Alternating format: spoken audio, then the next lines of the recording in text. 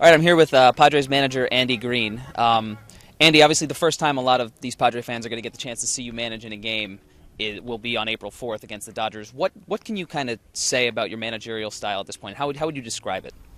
I think anybody's managerial style is dependent upon the players he has and trying to put them in positions to succeed. So I love our team to be opportunistic, to be able to find things we can take advantage of, maybe that the Dodgers do, and put ourselves in positions to win. I think that's kind of what the job of the coaching staff is, to find little things we can pick apart and take advantage of. You look at the World Series last year, you saw the Royals do that. Third base coach makes a tremendous send on a ball that's in the corner because he knows what the right fielder is going to do with it.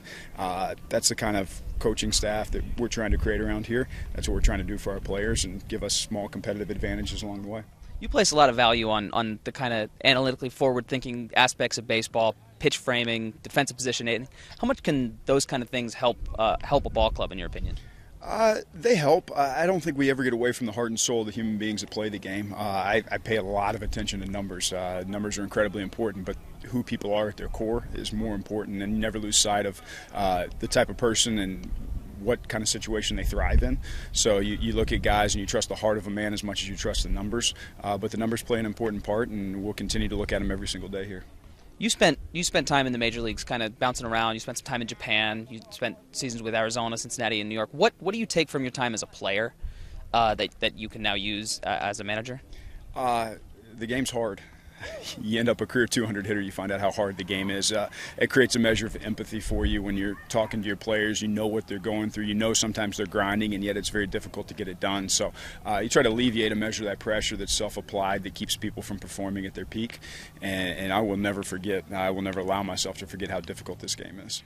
Obviously, there's been a lot of turnover on this roster. How competitive can this team be in the National League West? We have every intention to go out to win every single baseball game we play. That doesn't happen for any team, but there's no smaller goal than that. You go out and you try to do everything in your power every single day, control your attitude, your concentration, your effort level, and your attention to detail, and you push to win every game. And that's kind of what the expectation is. Yes, the NL West is very competitive.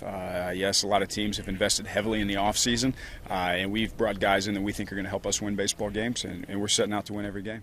You named Tyson Ross the opening day starter.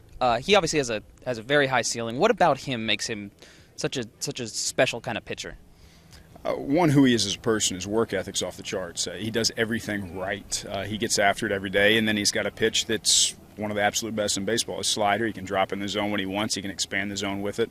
I had the frustration of watching him from the other dugout last year, and now I get the privilege of having him in my dugout and starting opening day for me. And I'd watch him consistently get out of jams by punching people out with that slider. And it's a live arm, it's electric, and he's a guy we're expecting big things from this year. What have you noticed from some of the young guys in camp? Because the Manny Margots, the Hunter Renfroes, they kind of stood out with their performance this spring. Have you been impressed with kind of the depth of this organization and then maybe some of the prospects for the future? Yeah, we have a lot of people to like coming up. That trade for Kimbrel brought in 4 really good baseball players that are all the way down in A-ball and all the way up to possibly AAA right now. And Manny Margot came in and made an unbelievable impression in camp. His energy was electric. His athleticism was off the charts. And you see very quickly how he can be a centerpiece of a deal for a guy like Craig Kimbrel. And so there's a lot of guys to like. Hunter Renfroe has big power, got big potential to maybe anchor right field for us in the future. And his time's going to come soon. We're just looking forward to watching him continue to develop in El Paso right now.